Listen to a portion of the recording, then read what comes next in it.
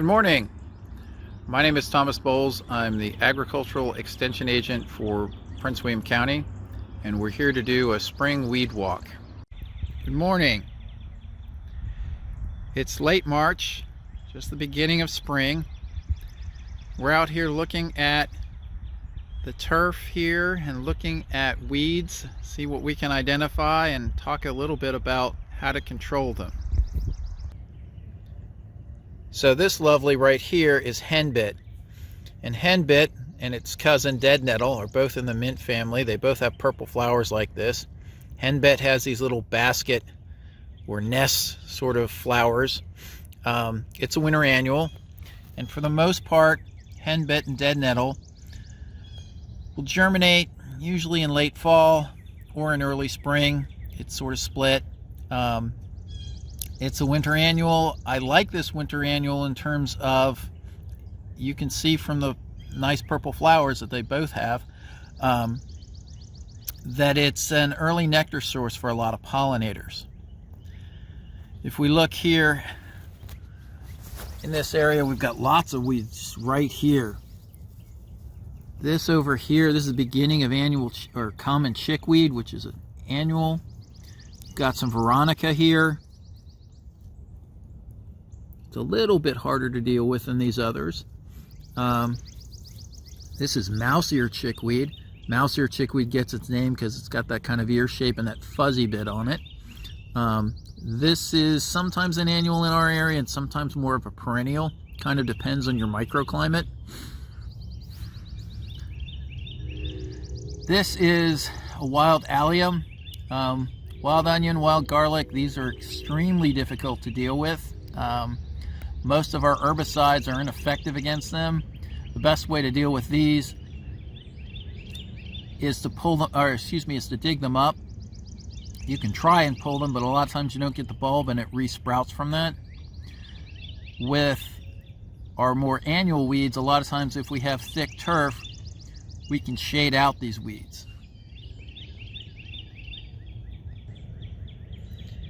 In this little patch, we've got some other things going on. So this right here is also common chickweed, and these are the flower buds. This will have a white flat flower. Another white flowered weed that we see a lot this time of year is bittercress. This is bittercress. Now normally bittercress isn't quite this mature, but we've had a really mild winter. Bittercress starts with a rosette at the base, and you really can't even see the rosette here, but has these white flowers, and it forms these pods, these seed pods. And the nasty thing about bittercress is when those seed pods are ready, you can just brush against it and seeds will spread everywhere. And so it's really prolific. The other problem with bittercress is it goes from seed to flower really quickly. I mean, it is a fast-growing weed. Bittercress is one of those things that you really want to get taken care of as soon as you can. Bittercress is easy to pull, but it can be treated chemically if it's a huge problem as well. One of the other things that we see in this particular patch is this right here. This is moss. Now, moss is an excellent ground cover because it doesn't need to be mowed and it doesn't need fertilizer. But a lot of people don't like moss in their yard. Moss is very shade tolerant. It tends to stay green most of the year. Moss is usually indicative of too much shade in an area, or the pH being too low, or the area being too wet. In this particular area, it's probably a pH issue because we're in a fairly dry area. We're in full sun. I mean, there are trees over there, but we're pretty much full sun all the day. So in this case, that moss would indicate a pH issue.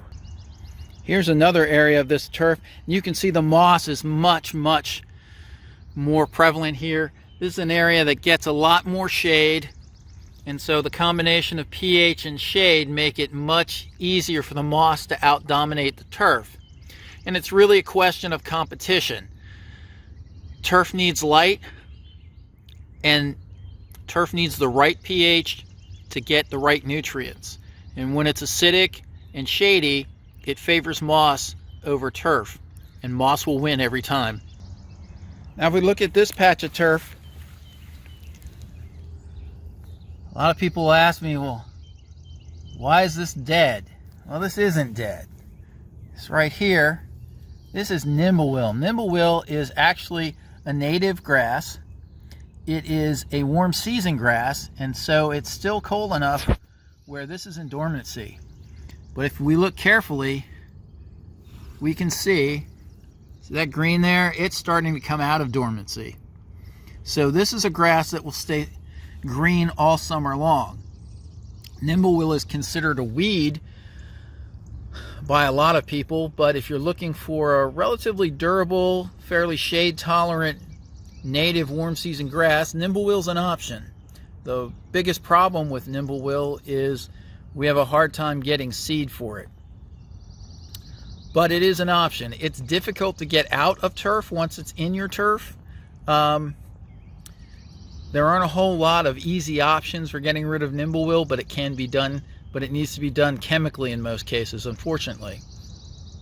Nimblewill is one of those things that if you start to get it in your yard and you don't want it, digging it up or pulling it out before it can get established is really your best way to control this weed. Now if we look at this patch of grass, this right here, this is white clover. White clover is a perennial. As a legume, it puts nitrogen into the soil, converts it from nitrogen in the air, it works with bacteria. Clovers and grasses evolved together, and while in this day and age a lot of people consider clover to be a weed, traditionally clover's always been part of the lawn. A lot of people come to me and say, I've got a clover problem, and a lot of times it's not so much a clover problem as a point of view problem. Clover does a lot of good things for your lawn. It helps your lawn stay green over the course of the summer because it's not going to go into dormancy like cool season grasses will. It's adding nitrogen, so you don't have to add as much fertilizer.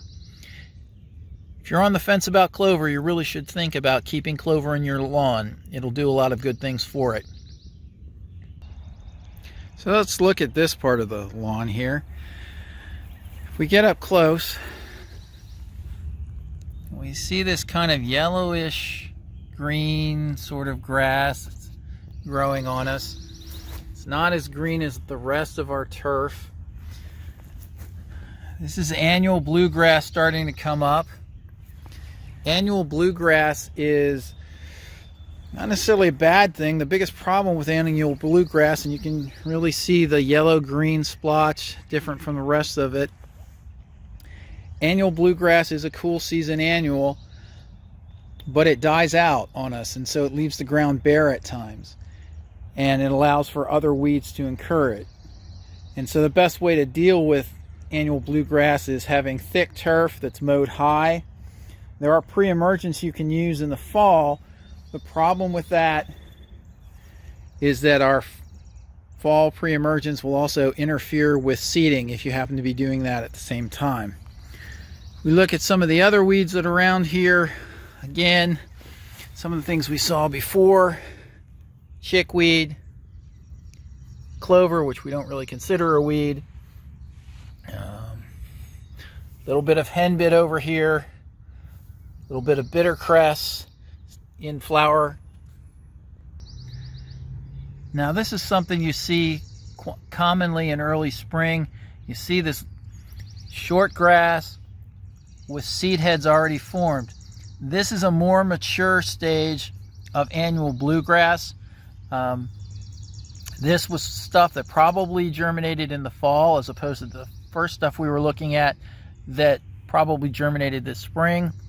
Bluegrass, as you can tell, because of the boat-shaped, see if I can get this on here right.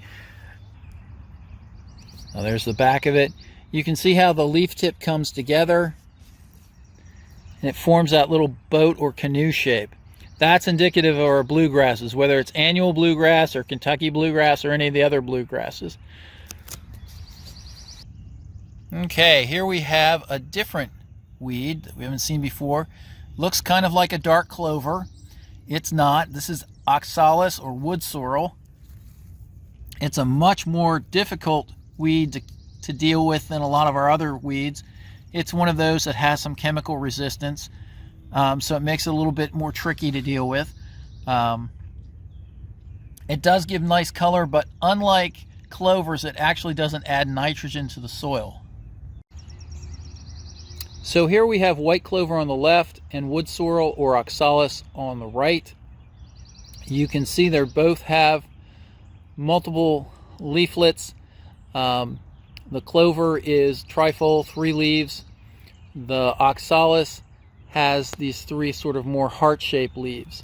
Again, oxalis is more of a weed, whereas clover is more of a companion to turf. Clover is going to add nitrogen. Clover is going to help enrich the soil, and it forms symbiotic relationships with bacteria that will benefit both the clover and the turf. So we're looking at this patch here, and we're looking at the weeds that are here, and this is dead nettle. Dead nettle is a mint. It's a cousin to henbit. You see both of them about the same time this year.